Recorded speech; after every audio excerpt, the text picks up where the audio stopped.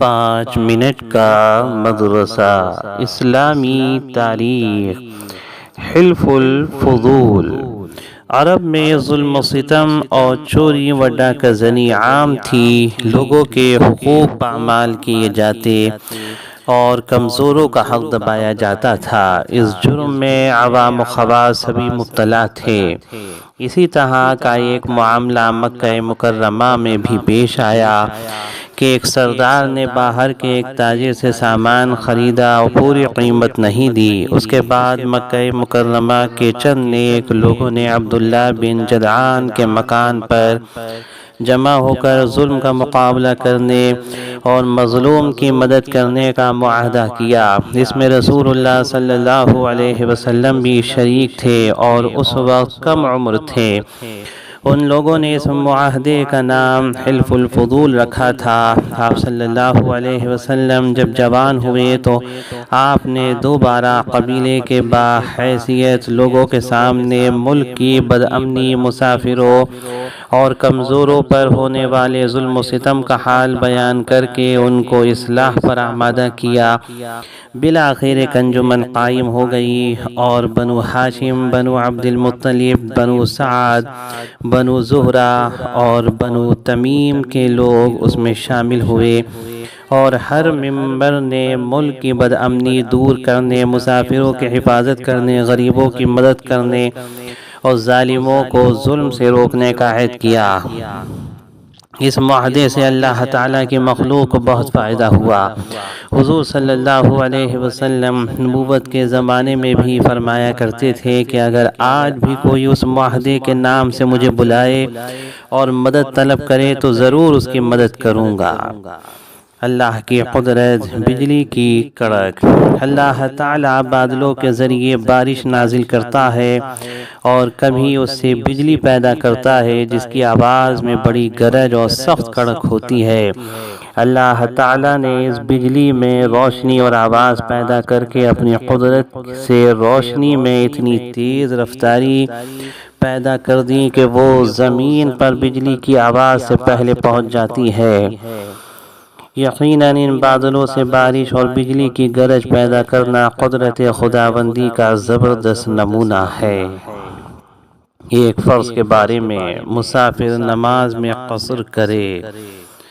حضرت عائشہ رضی اللہ عنہا فرماتی ہیں، شروع میں اللہ تعالیٰ نے اپنے رسول صلی اللہ علیہ وسلم پر 2 رکعتیں فرض کی تھیں، پھر حضر میں 4 رکعتیں پوری کر دی گئیں اور سفر کی نماز 2 ہی رہنے دی۔ نسائی۔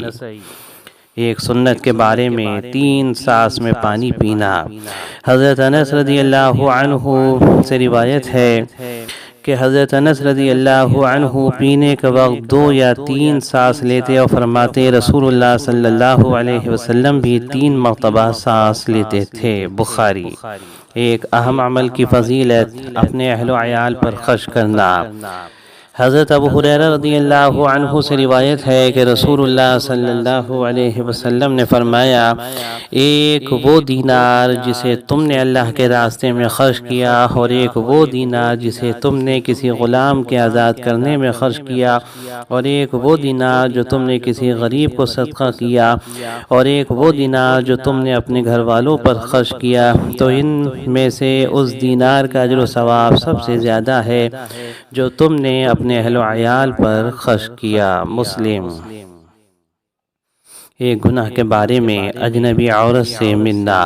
حضرت معقل بن یسار رضی اللہ عنہ سے روایت ہے کہ رسول اللہ صلی اللہ علیہ وسلم نے فرمایا، تم میں سے کسی کے سر میں لوہے کی کیل ٹھوک دی جانا اس سے بہتر ہے کہ وہ کسی ایسی اجنبی عورت کو چھوئے جو اس کے لیے حلال نہیں ہے۔ طبرانی کبیر۔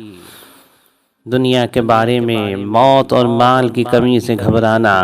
حضرت محمود بن لبید رضی اللہ عنہ سے روایت ہے کہ رسول اللہ صلی اللہ علیہ وسلم نے فرمایا، 2 چیزیں ایسی ہیں جن کو آدمی ناپسند کرتا ہے۔